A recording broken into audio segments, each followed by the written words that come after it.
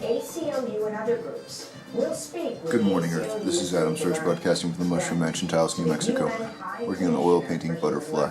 Alright, next step on this is atmospheric perspective for the stones. I want the whole thing just really saturated in that red glowing kind of foggish light, or fogged light. And so what I've done is mixed up a very thin, brilliant red linseed and liquid glaze, and a very bright yellow glaze, lemon yellow and cadmium pale. And I'm going to reglaze the butterfly and then work a red glaze over the entire surface of the mountains up to the second mountain line, leaving the distance mountains alone for the original rough brush work. I really like that. A little bit of that will show through in the water too, but not much. And then just merge those glows together. So here we go.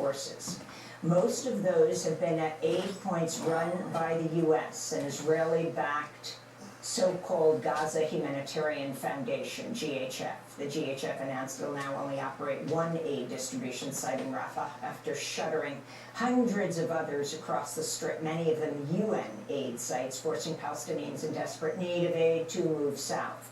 Aid groups say over 2 million Palestinians are now crammed into less than 15% of the Gaza Strip's total area. On Thursday, an Israeli attack on Deir al-Balah killed at least 16 Palestinians, including at least 8 children, who gathered outside the Al-Diyada clinic where they were waiting to receive nutritional supplements. The bodies of young children were seen lying on the street as medics scrambled to treat the wounded. Children and women were thrown to the ground. They were waiting for the place to open so they could receive nutritional supplements.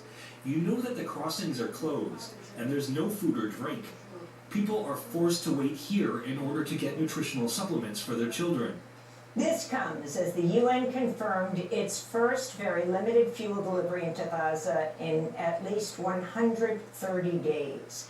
The UN says the amount allowed in covered less than 1 day of Gaza's full fuel needs. Hospitals remain in critical condition. This is pediatrician Ziad Al-Masri of Al-Halou Hospital. There are 3 or 4 newborn babies in one incubator. It is designed to accommodate 1 child, 1 premature baby.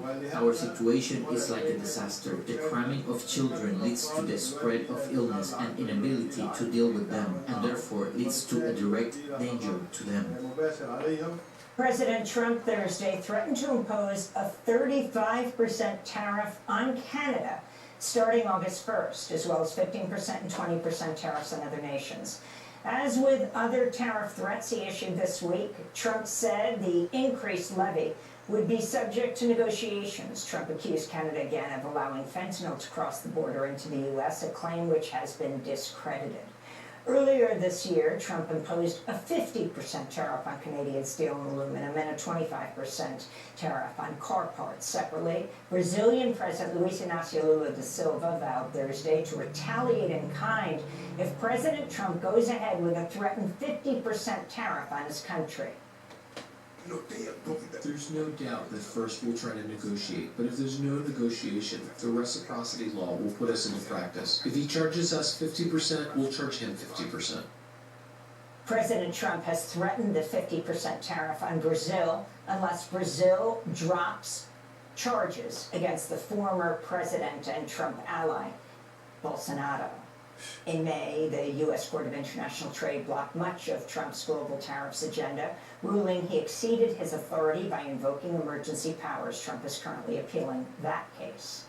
Another federal judge has blocked the Trump administration's effort to terminate birthright citizenship by approving a class action lawsuit.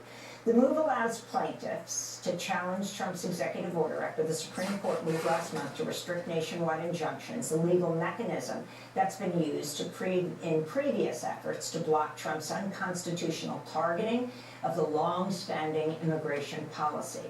Judge Joseph LaPlante, a George W. Bush appointee, said Trump's policy would lead to irreparable harm. The class action lawsuit represents babies born in the U.S. to non-citizen parents on and after February 20th. We'll have more on this and other immigration cases later in the broadcast with the ACLU's Liz Gallant.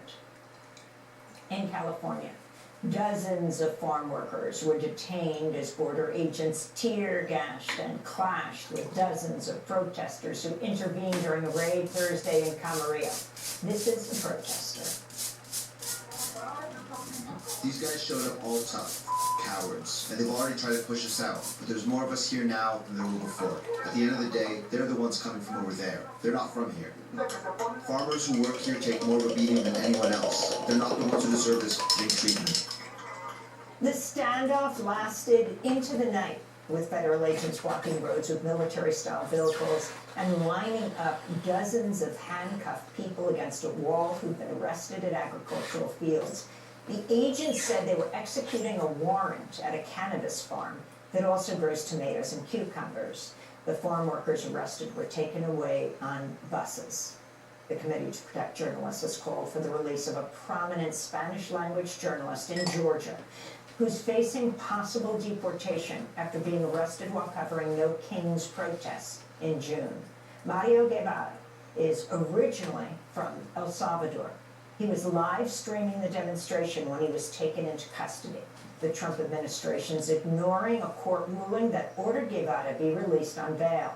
He's lived in the United States for some 20 years and has built a large following for his reporting on anti-ICE protests. This all comes as the Trump administration's banned undocumented children in low-income families from receiving federal assistance from the Head Start program that provides federally funded educational, nutrition, and health care services.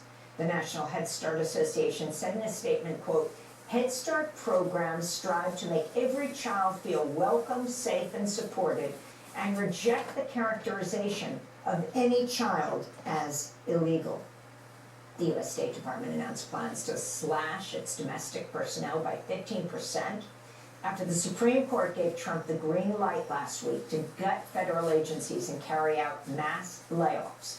Hundreds of State Department bureaus will also be merged or eliminated in the so-called restructuring. Homeland Security Secretary Kristi Noem has called again for the elimination of FEMA, that's the Federal Emergency Management Agency, accusing it of a slow response to the catastrophic floods in Texas. But FEMA officials say the agency's response was a direct result of Noem's own policy, which now requires that the Secretary of Homeland Security, that's Noem herself, sign off on any work costing more than $100,000 before deploying personnel, something which she apparently failed to do promptly. Noem denied the claims. This comes as the death toll has risen to at least 121, 1 week after the historic flash floods devastated Texas. There are still over 160 people unaccounted for. Among the rescue workers helping in the recovery effort are several teams of volunteers from Mexico, including a group of firefighters and the international rescue crew, Topas Azteca. This is the group's founder, Hector Mendez. Se llama empatía. Cuando tú ves que la It's called empathy. When you see that people are suffering and you can help them, you have to go do the work. We're all the same people. We're one family, so we're going to be here until they tell us to leave. Texas Democrats have blasted Texas Governor Greg Abbott for trying to orchestrate what they call a power grab in the wake of the flooding disaster by adding a Republican redistricting measure to an upcoming special legislative session. Texas voting map is already heavily gerrymandered in favor of Republicans. A new United Nations report warns over 4 million people could die of HIV-related deaths over the next 4 years as a result of U.S. cuts to AIDS funding. Winnie Byanyima, Executive Director of UN AIDS, called on other countries to step up their financial commitments to the most affected countries, saying, quote, "This is not just a funding gap, it's a ticking time bomb," she said. USAID officially closed its doors last week, with the State Department purportedly absorbing its remaining workers and functions after President Trump and Elon Musk's Doge operation gutted the International Aid Agency. The repercussions have been felt around the world. In the Somali city of Baidoa, health clinics warn of a worsening vaccination and malnutrition crisis among children. Many communities, many children, many families are very vulnerable following drought years. Over the last few years, the loss of livelihoods, the loss of livestock, and they're in desperate need. And at the same time that they face desperate needs with drought, with climate change impacts, they're of course suffering now the impact of aid cuts. Mosey Malik is with Save the Children. As the U.S. cuts aid to Somalia, U.S. warplanes carried out more airstrikes in Somalia last week. It was the 49th U.S. airstrike on Somalia since President Trump returned to office, according to the group New America. Human rights defenders are sounding the alarm as Greece moves to suspend the processing of asylum applications of people arriving from North Africa for at least 3 months. Greece's migration minister said anyone violating the policy would face a choice between jail or being immediately expelled. The International Rescue Committee said, quote, seeking refuge is a human right. Preventing people from doing so is both illegal and inhumane, unquote. It's not unusual for Greek Coast Guard to rescue hundreds of asylum seekers a day in the Mediterranean Sea. The Greek government's move to restrict rights for the growing immigrant population and to criminalize activists who help refugees. Israeli officials say they believe some of Iran's underground stockpile of enriched uranium survived Israeli and U.S. bombing last month, reflecting a similar assessment issued by U.S. intelligence that the bombing campaign did not destroy Iran's enriched uranium stores.